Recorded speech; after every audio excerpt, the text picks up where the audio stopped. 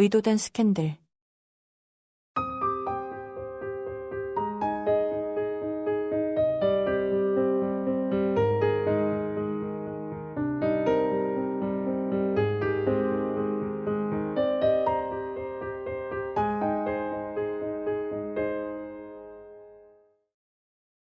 이로와 그 여자 윤도희.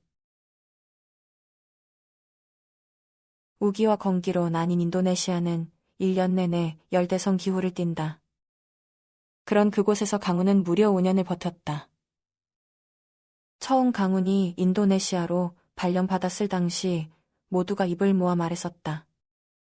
더위에 취약한 강훈이 그곳에서 단 1년도 버티지 못한 채 한국으로 되돌아올 것이라고. 그러나 모두의 예상을 뒤엎듯이 그는 무려 5년을 그곳에서 지내며 막대한 성과를 세웠다. 그 덕에 그는 다시 한국으로 돌아올 수 있었다. 떳떳하게 회장의 부름을 받고 말이다. 승객 여러분, 저희 비행기는 지금 착륙 중입니다. 좌석 벨트를 메어주시고 좌석 등받이와 테이블을 원위치로 해주시기 바랍니다. 기내에서 나오는 기장의 안내방송에 지그시 눈을 감고 있던 강훈이 느릿하게 눈꺼풀을 떼었다. 갑작스러운 빛이 눈동자로 스며들어서였을까? 드러난 고동색 눈동자가 더없이 짙어지며 완벽한 이목구비가 자리한 구김 하나 없이 매끈한 얼굴에 균열이 일었다. 검지와 엄지로 콧대를 지그시 누른 그가 메탈 손목시계로 시선을 내렸다. 그가 숨을 가다듬고 자세를 고쳐앉길 얼마 지나지 않아 비행기가 운전히 착륙했다. 그와 동시에 그의 곁으로 누군가 다가와 섰다. 무감한 시선으로 남자를 올려보던 강훈이 자리에서 천천히 일어선다. 그러자 우뚝 솟은 우월한 키와 완벽한 피지컬이 고스란히 드러났다. 차상우 이사님께서 직접 나오신 것 같습니다. 형님이? 어떻게 된 일인가? 누구보다 강훈을 눈엣 가시처럼 여기던 그가 직접 강훈의 금미환양 길에 나섰다니. 외아한 일이었다. 강훈이 설핏 고개를 기울이다가 천천히 기내를 빠져나갔다. 입국 절차를 마치고 공항을 빠져나오는 순간 선뜩한 기운이 온몸을 휘감는다. 그때 그의 뒤를 따르던 남자가 서둘러 그의 어깨 위로 코트를 걸쳤다. 지난 5년간 느껴보지 못했던 겨울에 한파에 강훈이 걸음을 세우고 시선을 올렸다. 잔뜩 먹구름을 머금고 있는 하늘은 금방이라도 무언가를 쏟아낼 것처럼 보였다. 5년 만에 한국을 찾은 소감이 어때? 잠시 감상에 젖어있던 강훈의 시선이 목소리가 들리는 쪽으로 향했다. 검은색 세단에서 우아하게 내린 상호가 바지 주머니에 한쪽 손을 무심하게 찔러넣은 채 시니컬하게 웃고 있었다. 글쎄요. 강훈의 한쪽 입술 끝이 비릿하게 말아 올라간다. 날씨가 제법 쌀쌀한 게 곧 눈도 내릴 것 같지. 강훈이 오랫동안 바라보던 하늘을 슬쩍 올려다본 상우가 인상을 찡그리며 말했다. 어서 타. 회장님께서 기다리고 계셔. 잠시 들릴 곳이 있습니다.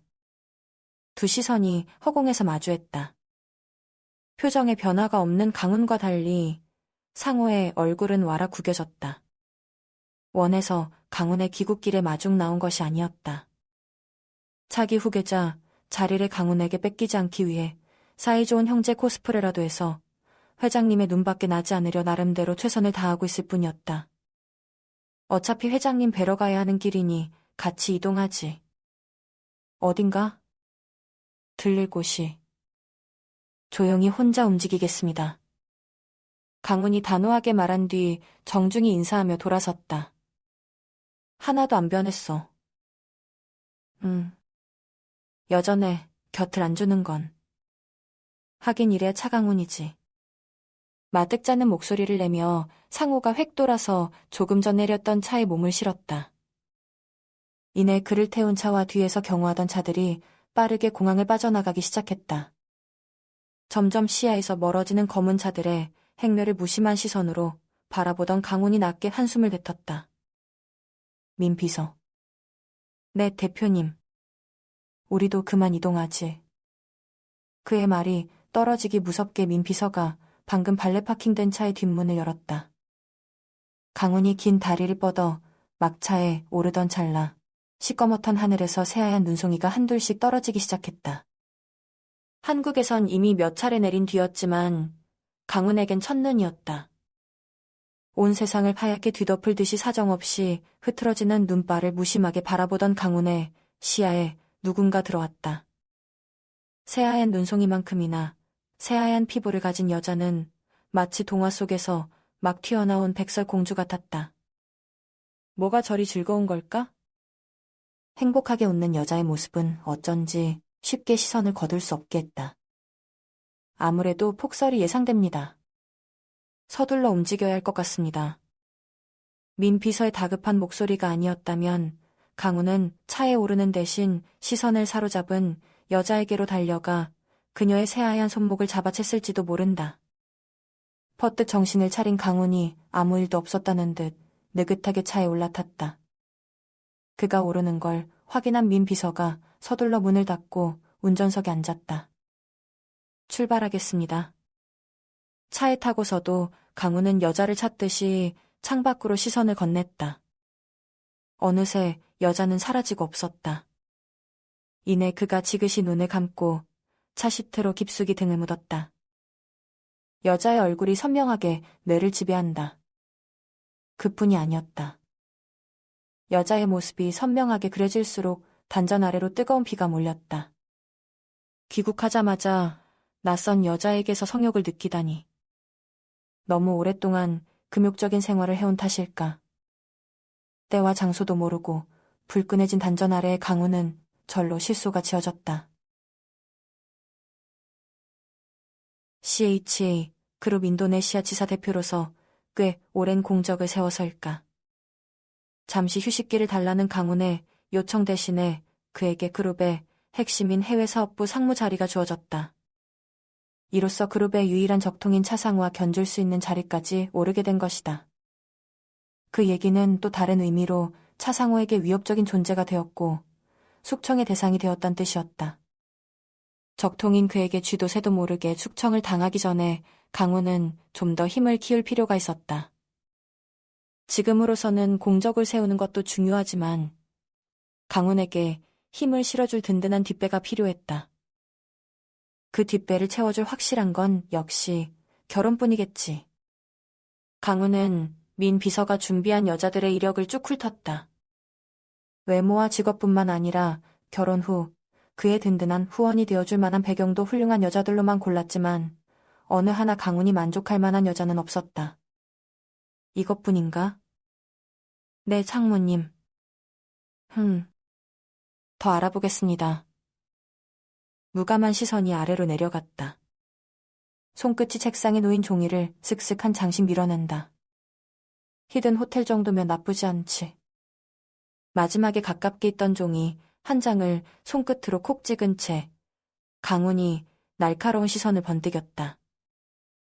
그럼 날짜와 장소 정해서 보고 드리겠습니다. 그렇게 해. 빠르게 강훈의 의중을 파악한 민 비서가 그의 책상을 어지럽히듯 놓인 종이를 수습하듯 챙겨들었다. 우명그룹 박 본부장님께서 초대장을 보내왔습니다. 민 비서가 초대장에 들어있는 하얀 카드를 그에게 건넸다. 박 본부장이라면 박현우? 네. 한국에 온 지 고작 일주일.